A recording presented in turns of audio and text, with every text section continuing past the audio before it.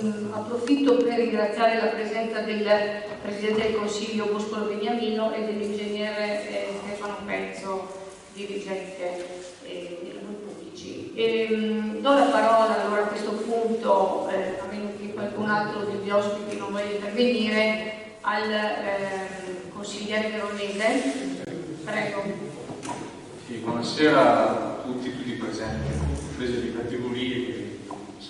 Sappiamo che questo tema insomma, non è di facile discussione, sappiamo che è stato un percorso da parte della nostra amministrazione molto travagliato e le tempistiche, se siamo arrivati che non siamo riusciti a mettere in funzione, lo sa benissimo il dirigente Michele Tozzi, anche il direttore Mazzaro, non è certamente stata la nostra volontà. Avremmo anzi voluto iniziare noi l'accensione delle telecamere in tutto il percorso, assumendoci anche la responsabilità dell'attivazione.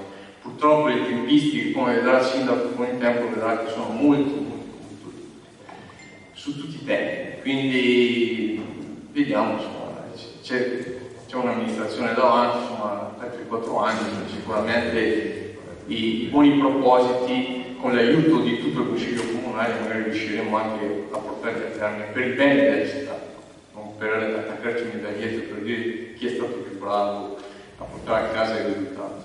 E a parte questo volevo toccare due aspetti.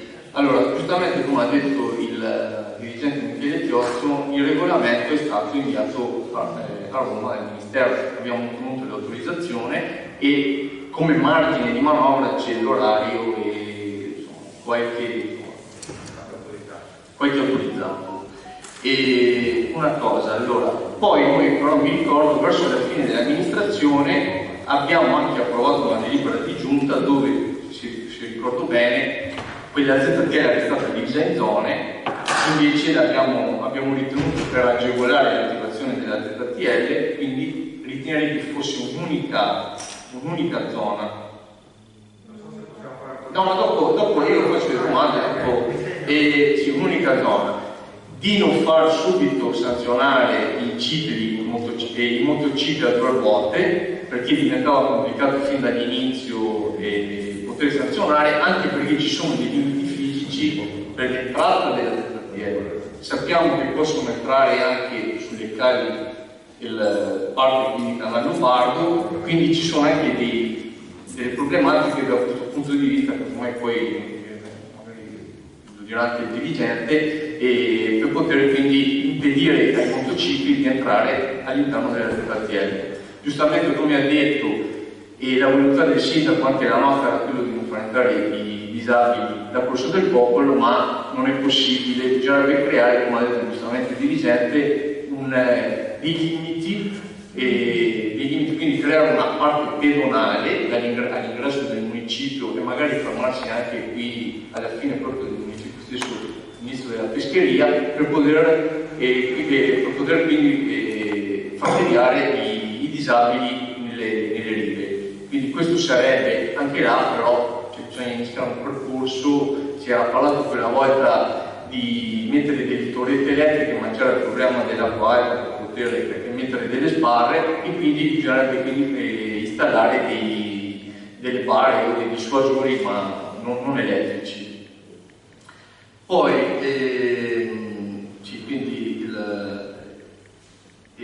poi c'è il discorso del PUT e del PUNS.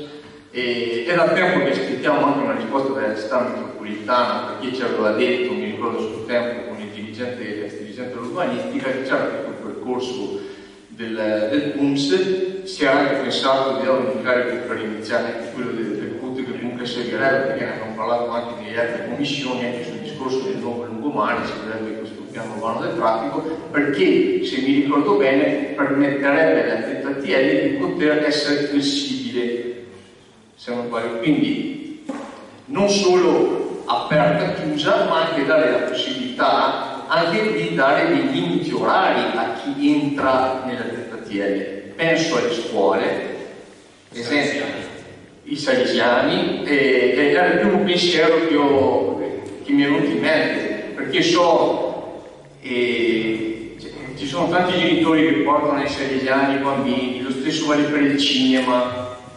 o per altre attività, quindi è chi va a prendere i bambini a scuola, quindi dire magari in un'ora si può entrare ed uscire senza che si venga sanzionato. Ecco, questo aspetto secondo me sarebbe molto importante se hanno iniziato un percorso per uscire o attraverso il PUMS perché non riuscivamo con incarico ad avere subito il PUT, se questo ci bastava per inviarlo al Ministero e ottenere questa autorizzazione da parte del Ministero per rendere flessibile la ZTL, ma anche per il discorso di poter sanzionare chi entra nella ZTL, perché c'era anche questo limite che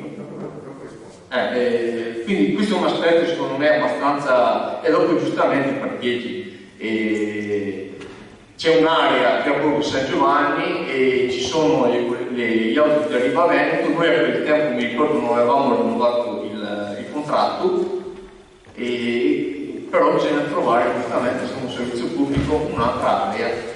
E si era iniziato proprio il tempo con Valdario, con l'autorità del sistema portuale, c'era per tempo un Mussolino, ma non si riusciva ancora a trovare un percorso lineare che fosse d'accordo con l'autorità portuale per spostare il deposito degli autobus. Ecco, questo è. Sappiamo che sarebbe anche per il decoro urbano, ma io dico anche per la sicurezza della città, perché purtroppo spesso quando si cammina in riva a Canale Lombardo veramente si rischiano incidenti, c'è poco da fare, ci sono macchine che si prestano tutto il giorno e con i bambini, le carrozzine, poi c'è quel limite di marciapiede, essendo a raso le macchine vanno tranquillamente sopra i marciapiede come se fosse la strada e ti tocca camminare a fianco del muro perché hai paura che le macchine ti vengano addosso. Tutte le macchine parcheggiate, bisogna fare lo slalom e la ZTL che risolverebbe questi problemi. In parte sì, in parte magari è l'inciviltà purtroppo di tante persone che parcheggiano dove vogliono senza anche guardare questi aspetti di sicurezza insomma, e di decoro che sarebbero importanti per la città. Grazie, consigliere Garonese. Sì, chiederei prima, se posso, dirigente, e appunto così poi do la parola alla consigliera Maria Rosa Buscolo e poi risponde alle entrambi. Grazie. Presidente. È solo una domanda se non ho capito male. Cioè adesso le persone che chiedono di essere autorizzate si devono iscrivere in questo database e poi naturalmente ci saranno modalità di controllo di questo, nel senso che mi iscrivo, ma poi voi verificate se ne ho diritto o meno di questo diritto di passaggio, immagino, non farete le croci. E mi chiedevo, sarebbe secondo me importante comunque la fase di avvio di sperimentazione, ma dando, se non una raccomandata che sicuramente a costi anche, ma in questo database ci sarà anche un numero di cellulare che le persone dovranno in qualche modo depositare, cioè vedere se mandare un messaggio sul cellulare avvisandoli guarda che sei passato e non è diritto. Perché ho visto, mi è successo in altri paesi, insomma, che invece della multa appunto hanno messo questo preavviso ed è molto educativo, quindi se si riesce magari, se non con raccomandata, ma mandare anche solo un messaggio e poi mi viene da dire iniziamo la sperimentazione, perché guardate anche le 3 giornate della cioccolatteria che hanno fatto erano una vergogna, c'è macchine che passavano davanti, dietro, cioè, non viene neanche valorizzato quelle piccole iniziative, piccole, grandi, sono importanti iniziative che vengono fatte. Ormai campo aperto a tutti, cioè non esiste, allora è ZTL, è passaggio comunale, direi andiamo avanti a fasi tranquillamente, sicuramente tenendo conto delle necessità di tutto, però ricordiamoci che il cane che si morde la coda, c'è tanti che vengono a pioggia perché è bella da camminare, è bella da vedere e se trovano troppe macchine non vengono più perché non perde la sua bellezza della passeggiata su questa piazza bellissima che va da San Giacomo fino a Vigo. Quindi va bene che non dobbiamo far morire Chioggia, però dall'altra parte la facciamo morire se non mettiamo un minimo di regolamentazione, quindi sono equilibri molto, molto vicini e soprattutto per noi altri cittadini, insomma, ripeto, i 3 giorni della cioccolatteria bisogna stare attento a togliere la cioccolata perché ti arrivi il sub da Rio che persone grazie. Grazie. Vuole sì, velocemente, prego. Sì, sarò velocissima anch'io, ma visto che si diceva poi magari risponde, allora ovvio che non sto niente insomma a ripetere indubbiamente le questioni che sulla quale tutti noi insomma siamo d'accordo. Poi tra l'altro mi ha fatto proprio, è stato utile anche la cronostoria che ha fatto il dirigente Chiozzo quando è partito dal 2004-2008, quindi riportando per 20 anni insomma di tentativi insomma, dove credo che non ci sia dubbio sull'utilità, e lo ha ribadito adesso anche la consigliera Boscolo, e non solo con la cioccolatteria. Ogni volta che facciamo un'iniziativa dobbiamo stare attenti a come ci muoviamo o a spostarci. Quindi dubbi non ce ne sono. Sicuramente c'è una complessità che abbiamo sempre detto, la prima i parcheggi, ma insomma, io credo che ci sono delle opportunità che sono fondamentali. Mi pareva che all'inizio avesse un po' fatto riferimento, tra l'altro mi ha colpito che il sindaco insomma, si è riferito alle categorie che indubbiamente il ragionamento bisogna valutarlo in maniera concertata, dove tutti i vari pezzi della città, tutti i vari rappresentanti della città, quindi i cittadini e residenti tra l'altro che la vivono nel centro storico, siano compartecipi delle decisioni che verranno prese e soprattutto educati, educati nel senso buono, informati ed educati su come devono comportarsi. Però il parcheggio rimane un grande problema, non è solo l'apertura credo del parcheggio all'Isola dell'Unione, credo ci sia un ragionamento molto ampio è stato menzionato l'ex cementificio, ma il Borgo San Giovanni con un progetto che mi ricordo benissimo è stato presentato con l'ipotesi. Ahimè, anche adesso mi pare che sia anche in una delibera che mi pare che sia stata proprio vostra anche sull'area dei Canavini subito dopo, che anche lì prevederà altri numeri di parcheggio. Riprendiamoci l'ipotesi anche di Valdario, non lo so, io dico sempre, ma Valdario aveva uno spazio, io non so se è fattibile o non fattibile, però di questo ne abbiamo bisogno come pane, insomma, per rendere utile o soprattutto rendere possibile questa tentativa senza compromettere nessuno. Quindi il parcheggio anche secondo me è prioritario rispetto a tutto. Credo che la sperimentazione fosse già una cosa prevista, e proprio sulla decisione dei flussi per capire e anche per dare questa gradualità insomma, di un progetto che tutti noi desideriamo fortemente, ma che ha un impatto delle abitudini, insomma, quindi serve. La mia domanda era solo che io so che ogni volta ci incastriamo sempre sui permessi. Allora, io mi ricordo il grande lavoro che ho fatto proprio il dirigente sulla rivisitazione del numero spropositato di permessi che c'erano e quindi rivalutando e cercando di provare a capire in che modo da numeri ingiustificabili, vorrei dire, rispetto anche al numero dei residenti, come arrivare a un numero di permessi da rilasciare tenendo conto degli esami della normativa che giustamente gli dà l'accessibilità, ma appunto come risolvere la questione di residenti, non residenti.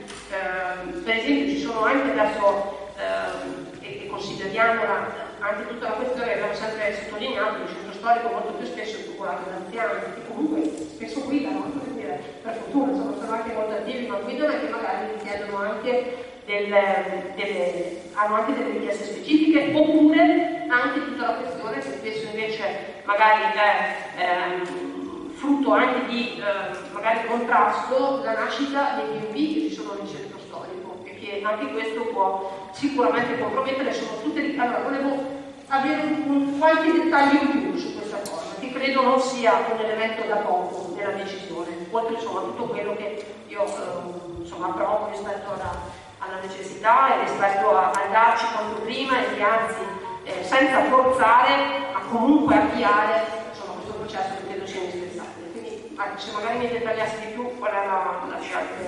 Grazie. Grazie consigliera Penzo. Barbara, allora se il dirigente vuole rispondere intanto a questi tre. Allora, la Giunta precedente, ha fatto due progetti, uno istitutivo e uno di regolamentazione, che è stato fatto a luglio dell'anno scorso, che ha dato delle tempistiche. E in più ha fatto alcuni accorgimenti di tipo strategico, nel senso che ha dovuto sistemare l'impianto a seconda del tipo di situazione che siamo adesso a trovare. Allora, cosa aveva deciso la giunta precedente? Siccome mi insegnate che abita a Chioggia e che vive a Chioggia che i ciclomotori possono passare praticamente in ogni calle, e quindi mancando un progetto, e qui ringrazio il collega dei lavori pubblici, che consenta la chiusura fisica di tutta una serie di passaggi e quindi convogliare sostanzialmente anche i ciclomotori sotto le telecamere, perché in altre parti non possono passare, cioè quindi sostanzialmente l'idea è quella di interdire le calli, tutte le calli come ci sono alcune, solo alcune adesso esistono per i dissuasori, sostanzialmente come c'è dappertutto, sistemare alcuni varchi d'ingresso con delle canalizzazioni particolari che impediscono proprio di scavalcare la telecamera. Ovviamente, mancando tutte queste strutture, la Giunta di Prima sostanzialmente non ha detto non sanziono, non controllo, quello che una volta parola non sanziono, non controllo l'ingresso dei motocicli, ma rimando a quando sarò pronto per fare questo tipo di discorso qua. Il progetto iniziale era stato pensato istituendo, anzi confermo che esiste una grande ZTL che circonda tutta quanta l'isola, diciamo, di Chioggia, e poi ci sono 3 ZTL, praticamente una che è la parte che va da Canalvena verso est, verso Canale San Domenico, un'altra che è la parte che va dal Corso del Popolo verso ovest, nella zona praticamente che va fino al Canale Lombardo, chiedo scusa, la parte invece che è di Canalvena verso est è divisa in 2, a destra e a sinistra del ponte di Sant'Acqua. L'idea iniziale era quella di dire, ma questo non modifica il progetto, è quella di dire autorizzo a entrare nella zona 1, 2 o 3 solo chi abita in quella zona o ha un garage in quella zona, cioè sostanzialmente chi abita in Z1 con 3 Z1, chi abita in Z2 con 3 Z2. Poi l'amministrazione di prima ha fatto delle riflessioni e ha detto ma forse questo lo possiamo eventualmente fare più avanti, complichiamo eccessivamente la vita perché ci sono molti che magari hanno il garage in una zona e abitano in un'altra, eccetera, eccetera. Noi manteniamo strutturalmente e come a livello nominativo anche per individuare magari li mettiamo in un elenco diverso chi abita in una piuttosto che in un'altra, ma sostanzialmente tutti possono entrare in tutte le zone, cioè tutti gli autorizzati possono entrare in tutte le zone. Quindi per i ciclo e motori e per le moto potenzialmente possiamo fare i controlli, ma abbiamo bisogno di alcuni accorgimenti fisici, se no altrimenti scappano dappertutto, cioè c'è della telecamera che passano da dietro. Per il piano guardia traffico è una cosa un po' delicata perché la ZTL avete capito sostanzialmente che è una macchina fotografica che fa o sì o no. Vedo la macchina, la riconosco, è elencata nel mio elenco, buono, vai, cattivo, parte la sanzione. Cosa succede in molte ZTL? C'è la possibilità di fare l'ingresso tariffato. La tariffazione può essere fatta anche a cifre convenzionate con i pubblici esercizi piuttosto che con i ristoranti, ma può essere fatta anche a seconda del tipo di veicolo. Ad esempio, se io faccio entrare come Vicenza, Parma e tanti altri un veicolo pesante che mi danneggia la tracchite, posso fare un abbonamento annuale o un pullman turistico, un abbonamento annuale di una cifra, posso decidere, Firenze oltre 1.000 euro, la giunta può decidere qualsiasi cifra, da destinare in un capitolo particolare che è fatto per aggiustare i danni, è proprio dedicato ai danni fatti dai veicoli nella ZTL, per la manutenzione della ZTL. Qual è proprio il vincolo previsto tassativo? Che per poter fare l'ingresso tariffato, quindi la famosa elasticità di cui parlava il consigliere, bisogna che il comune abbia adottato il piano urbano del traffico. Allora, voi sapete che nel 92 è uscito il codice della strada che all'articolo 36 prevedeva questo strumento, che è un strumento tipo pianificatorio, un allegato sostanzialmente al piano regolatore. E obbliga tutti i comuni sopra i 30.000 abitanti o comunque i comuni ad alta densità turistica che presentano un elevato tasso di pendolarità di fare questo strumento. Tant'è che nel 94 il Ministero dei Trasporti d'ufficio di fatto, sentita anche la Regione Veneto, ci ha inserito in un elenco pubblicato sulla Gazzetta Ufficiale tra i 94 stiamo parlando dei comuni obbligati a fare il piano urbano del traffico. Nel 95 uno studio di Treviso, magari Stefano forse non che c'è nel 95, magari sai chi sono, ha presentato al comune un maluppone con il piano urbano del traffico, una proposta di piano urbano del traffico che ovviamente adesso è carta straccia perché nel 95 non c'era Valdario, non c'erano le strade via di Capetto, non esisteva, cioè non c'era la via di adesso. E che però questo piano non è stato mai adottato come previsto, essendo un piano di tipo urbanistico, diciamo, non è mai stato adottato dal Consiglio Comunale.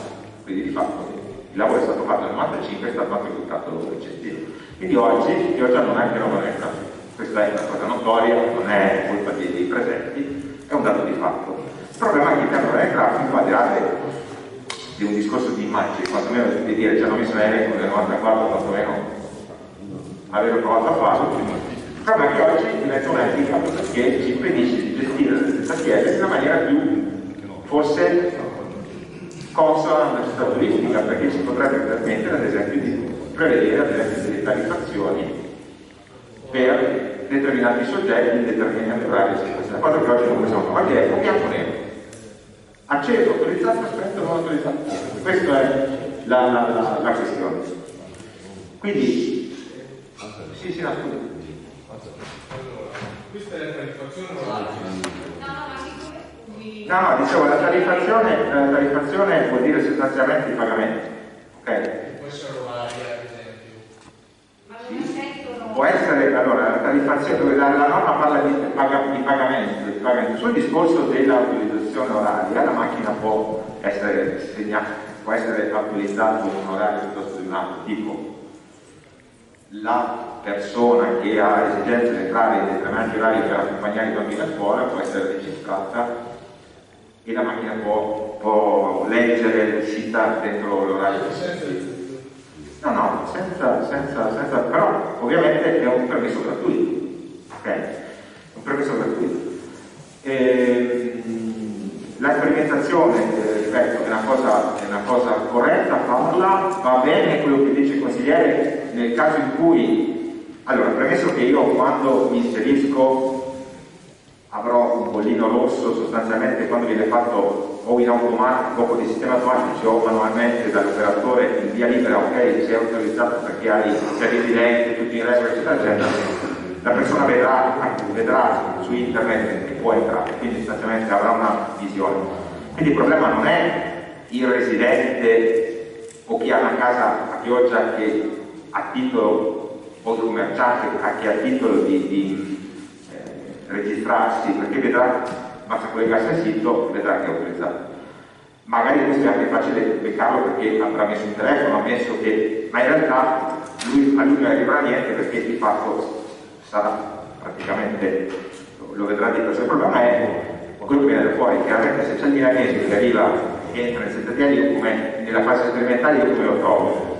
L'unica maniera è andare al PA, vedere il luogo di residenza e se adesso sapete che è entrato in vigore l'obbligo di fare prima le notifiche con la PEC, se è un titolare di la PEC di fare la notifica, perché io sono andato in vacanza quest'estate in Puglia, mi è arrivata una PEC da un comune della Puglia e dice ma era un limite di velocità, mi ero dimenticato la PEC e mi hanno beccato subito senza raccomandare, in tempo reale. Quindi con la PEC si fa la notifica immediata.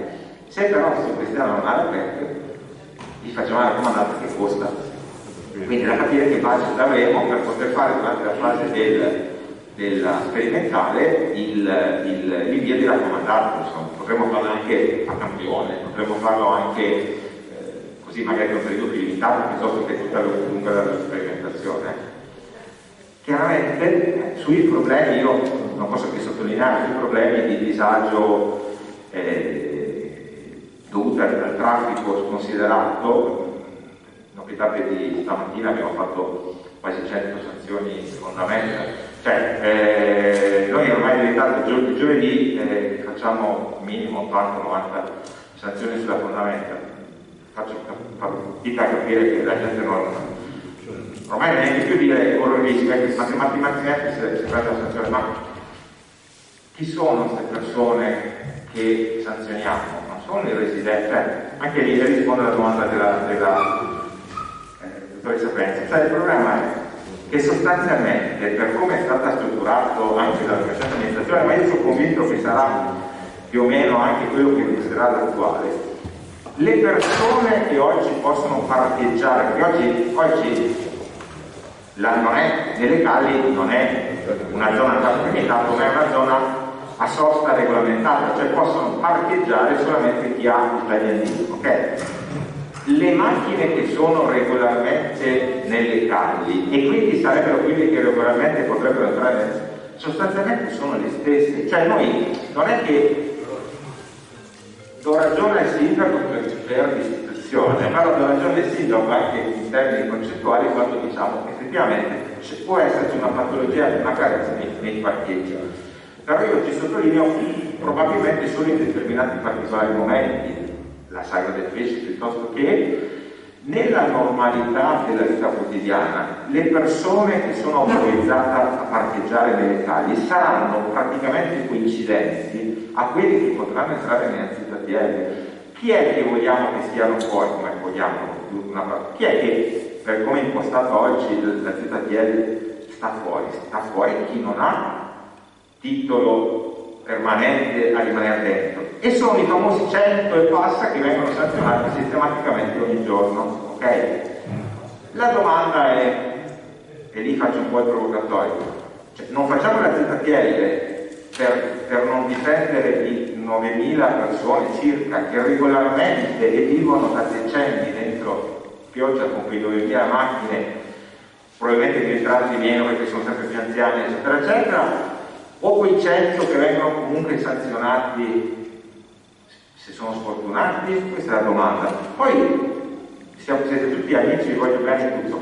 Se questi 100 dicono noi a casa, non sono di più, li leggiamo come clienti e allora chiudiamo i microfoni, però noi dobbiamo ragionare nel benessere e nel decoro della struttura urbana. Noi oggi dobbiamo tutelare chi oggi ha diritto ad abitare, a vivere dentro la città e anche ad operare, quindi, ma la persona che viene a prendersi lo spritz e che passa davanti in mezzo ai bambini che passano a piedi, piuttosto che quello che ostinatamente si ostina a parcheggiare nelle fondamenta, pur sapendo che c'è dietro, e questa persona arriverà fuori anche dopo. E molto probabilmente questa persona il posto lo troverà, perché basta andare a Borgo San Giovanni, e se permettete io lo faccio spesso questo giochetto, perché con la bicicletta quando è pieno di macchine qua, io mi faccio il giro che torno a casa per il senso, passo per i parcheggi con San Giovanni che è sempre uguale. Allora non voglio ripetere, fare polemiche, però io onestamente il sistema, il lavoro che abbiamo fatto e che continueremo a fare col sindaco e che confido che verrà portato a termine, lo stiamo facendo per le 3.400 nuclei familiari ancora residenti al centro storico e chi ha diritto comunque di vivere al centro storico per il lavoro e peraltro per chi è proprietario di casa, perché ha fatto un investimento sulla città, eccetera, eccetera. Ma non quei 100 che continuano a sanzionare ogni giorno perché sì. E quindi, ripeto, quelli che entreranno in ZTL saranno sostanzialmente gli stessi che poi parcheggiamo. I numeri sono quelli, non ci sono tante differenze. Poi può scegliere l'amministrazione e dire va, oggi tutte le categorie possono avere un numero indiscriminato, c'è uno ad esempio, faccio esempio, il titolare di un negozio, se è una società di persone, potrebbero essere 5 soci, ogni socio potrebbe avere, come gli auguriamo di essere non impresi che aveva 2 macchine, l'impresa potrebbe avere un negozio di 10 macchine. Non è questa, la media è più o meno 2,5 macchine per attività commerciale, più o meno. L'amministrazione di prima ha detto no, io penso che sia opportuno che sia 1 per macchina. L'amministrazione attuale potrebbe dire no, neanche 1 piuttosto che senza limiti. Sono scelte politiche, ma più o meno, ad esempio sui residenti, nessuna amministrazione, né l'attuale né quella di prima, pensa, proprio perché abbiamo anche queste problematiche di parcheggi, di spazi e tutto, di ridurre il numero delle persone. Non cambiare le macchine possono entrare tutte. Non abbiamo la possibilità di dire 1 e 2 arrangiati. Perché? Perché non abbiamo alternative sufficienti fuori, quello sì. Ma i residenti non glieli tocchiamo. Quindi, a grandi numeri, e finisco, chi oggi può parcheggiare sa chi può entrare. Chi vogliamo far stare fuori? Quelli che passano in mezzo alla piazza e quelli che parcheggiano e che non dovrebbero parcheggiare e che parcheggiando magari nelle case creano problemi a chi ci abita, che ci deve parcheggiare. Allora ritorniamo alle barzellette della nostra città, che ci deve far sedere la nonna la sera, oppure che ci lega la bicicletta al carretto. O no? Una signora che adesso dice no, non sto facendo perché mio nipote del CTV torna a sta ora e quindi ha bisogno del parcheggio e la nonna stava seduta per il parcheggio. Cioè non è questo che vogliamo. Tutto qua. Quindi senza drammi, anzi massima apertura a tutti, però la logica è più o meno questa. Chi potrà andare prima, chi potrà andare dopo. Cerchiamo che chi ovviamente viene a visitare la città veda una città ordinata e molto probabilmente gran parte dei problemi attuali sono dovuti al fatto che la gente si è abituata nel bene e nel male, abbiamo spostato il comando, quindi il fatto sicuramente che non sanno che può aprire la porta e vedere la divisa, quindi passo dritto, è stata una cosa che è stato un risolto negativo, è vero, ma qual era il sistema? La logica era trasferisco il comando e accendo le telecamere. Poi c'è stato un po' troppo grande, poi vediamo che questo gap venga ridotto il più possibile, però questi sono i lavori che sono stati fatti. Grazie dirigente Piozzo, allora proprio nella logica del